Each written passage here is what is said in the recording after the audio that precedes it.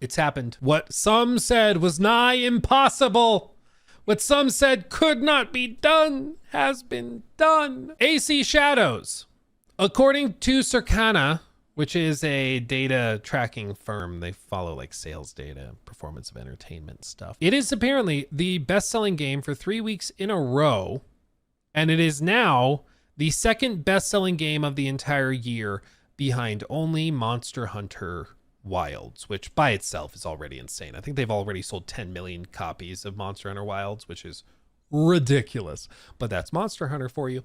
But they apparently are now, they've been number one for 3 weeks in a row, and now they are the number 2 highest selling game, beating out games like KCD2, Split Fiction, which also, you know, was of course highly reviewed and stuff.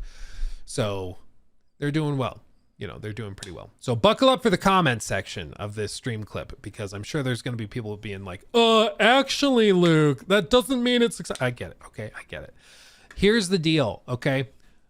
Assassin's Creed, as I said, even if it was like significantly worse than it ended up being, still would have sold pretty well. AC is huge. It just is. It just is. I mean, you don't have to love it. It just is a big franchise, and a lot of casual gamers eat it up and play tons of it. They just do, okay? Even when the games I think are not very good, like AC Valhalla, I really did like that game, but it sold gangbusters, okay? So pretty clearly, raw quality of the game does not directly translate to the financial performance.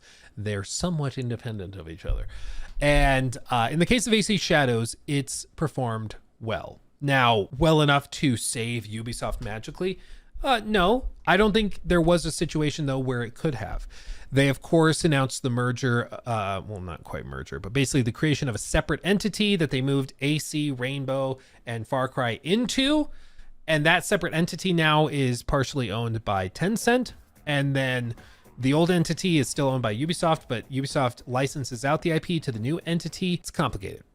Dream Corridor donated $10 through Super Chat.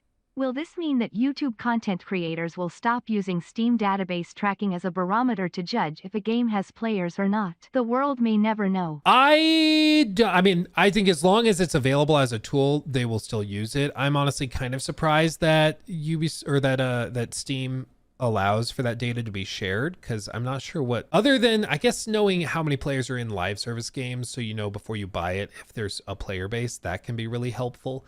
But I'm just surprised they open up that data, because it seems like it's used more often than not to like try to bash games as opposed to hype them up. But you know, sometimes it's used to hype them up, like Pal World, for example, popping off. So I don't know. I think people will still use it as long as it's available. But it does show you that just because you can compare this player number to this player number concurrently on Steam doesn't tell you how well it's performing on the whole. It can give you an idea, maybe an impulse idea, but it doesn't tell you more broadly. Because I think, yeah, Dream Corridor is right.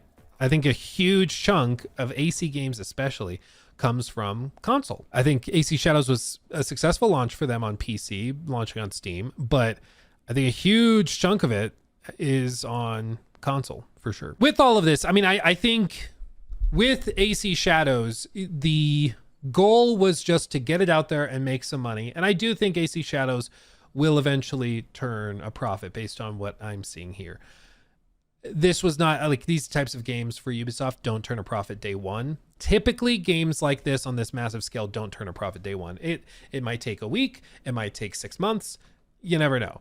I think Alan Wake, just in the last few months, Alan Wake 2 turned a profit for the first time. It took like 2 years for them to break even. It's crazy, but that's just how it works. Some of these games represent such major investments that it takes that long to actually break even, and then start making money. So for something like Assassin's Creed, if they're starting to break a profit or break even and turn a profit after 6 months, they're pretty happy. And I'm guessing that's probably where they're going to land with this, especially with the first expansion and all of that. So it's been a solid success for them. And this, I mean, you can tell because in the new entity formed with Tencent, they did not leave AC out of it. They put AC and Rainbow and Far Cry. They put the franchises that they were most confident in, that they think will make them the most money, in that entity that Tencent invested in. You know, Tencent did not invest in Watch Dogs. Tencent did not invest in Just Dance or Beyond Good and Evil 2, they put that money into the entity comprised of the 3 big games that actually make money. And you don't have to like AC, you don't have to like Far Cry, you don't have to like Rainbow, but they do make money. They just do. Rainbow especially just prints money, dude. It's crazy. How much did AC cost to make? We don't know exactly.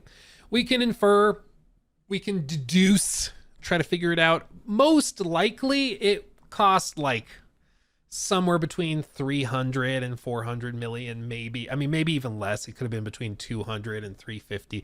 We just don't know. It's not super clear, but it still should turn a profit pretty easily, I think, within 6 months or so, especially because a lot of people now are buying cosmetics and are buying all the, the map packs, and they're going to play the expansion and jump back into it. And so it's these games are big.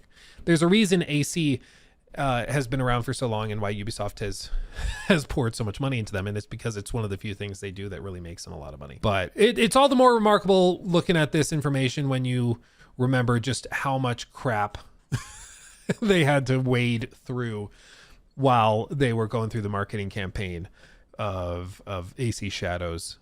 The fact that it's it was on the top of the sales chart at all, much less for 3 weeks straight, and now is the second highest selling game of the year. That's just remarkable. After all the stuff they had to deal with, it's pretty impressive. But it goes to show you, I think, a good lesson for most of us, which is that at the end of the day, it's just about the game. Like, if the game is solid and people think it looks fun, they'll buy it and play it. It's not just about online discourse. It's not just about what Grums said. It's ultimately, hey, I think that looks really cool. Ooh, I think the graphics look cool. I want to try it. Ooh, I like how the weather effects look. I'll try it. That's ultimately what matters, and that's a good thing, because it means the game is what determines it, not outside forces like peer pressure from social media personalities, which is good. If you care about the games industry, it should be about the games, not about what influencers or media are saying. It's like, if the game is good, it'll do well. If the game is bad, it will do bad. Like, hopefully that is ultimately what determines the success or failure of these things. And if you are somebody that wants the gaming industry to be healthy and performing well, you should be rooting for that, and rooting for good games to do well and bad games to do poorly, because that's ultimately all you need to work with. I saw a comparison between Ghost of Tsushima and Shadows actually held its own.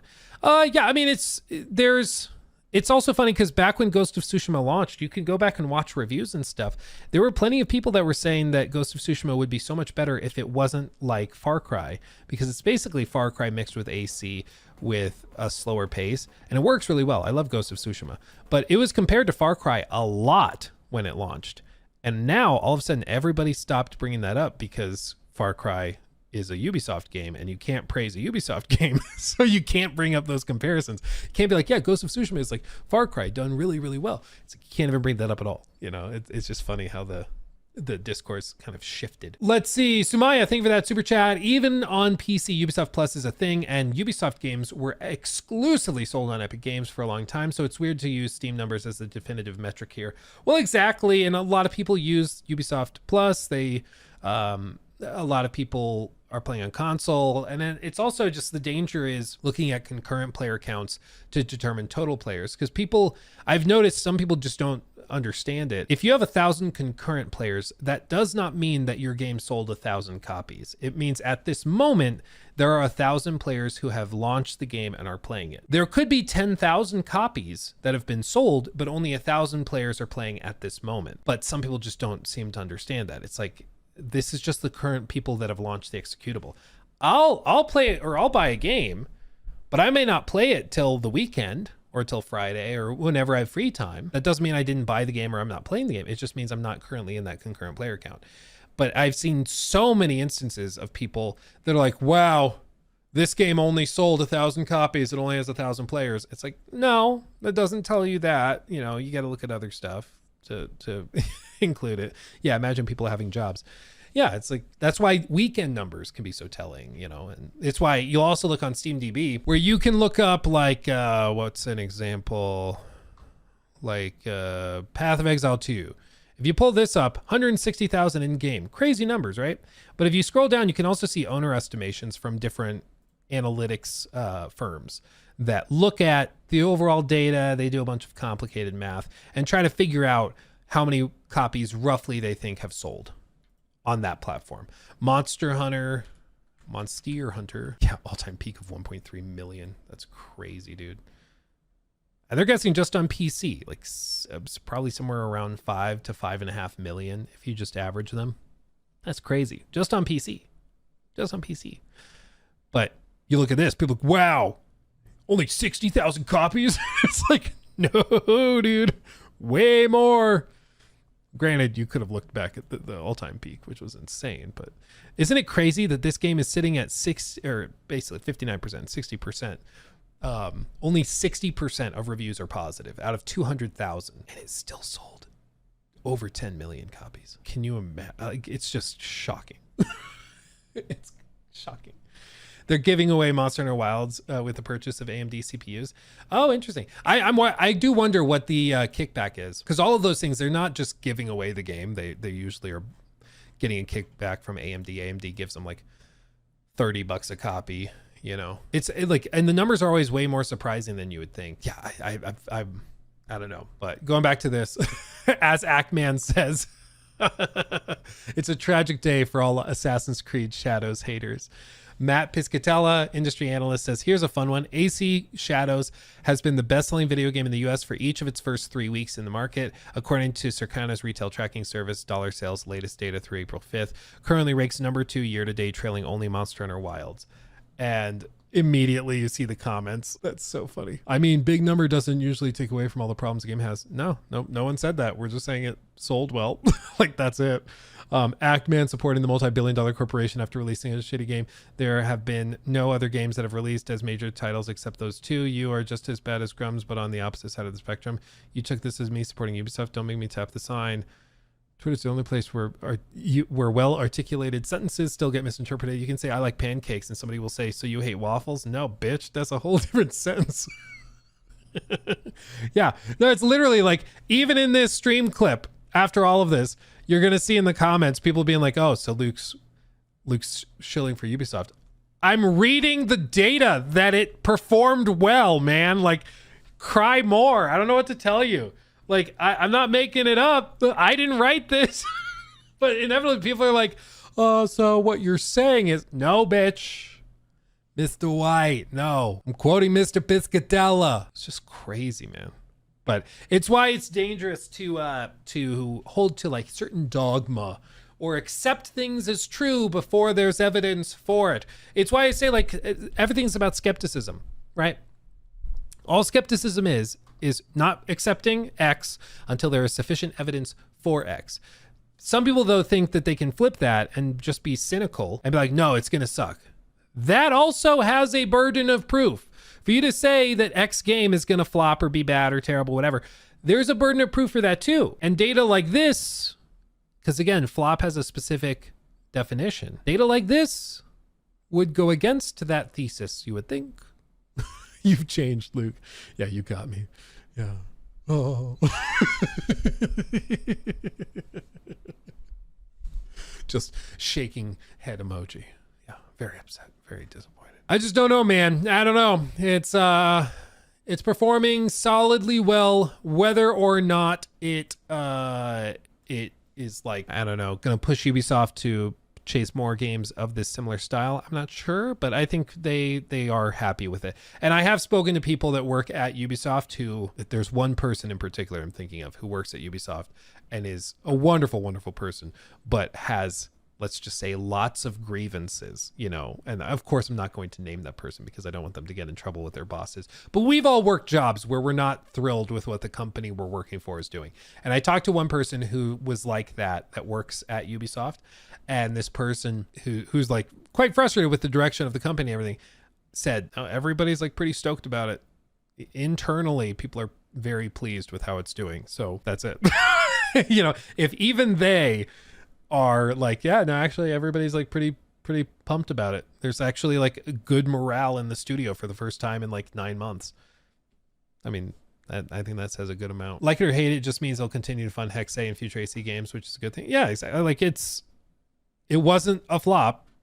Is it like a crazy smash success on the level of Valhalla? No, but I don't think it was ever going to be that. So it seems to have outperformed. They thought it would do X. It did X plus 2. Valhalla did X plus 12, but still, they're happy with it. He took my thing.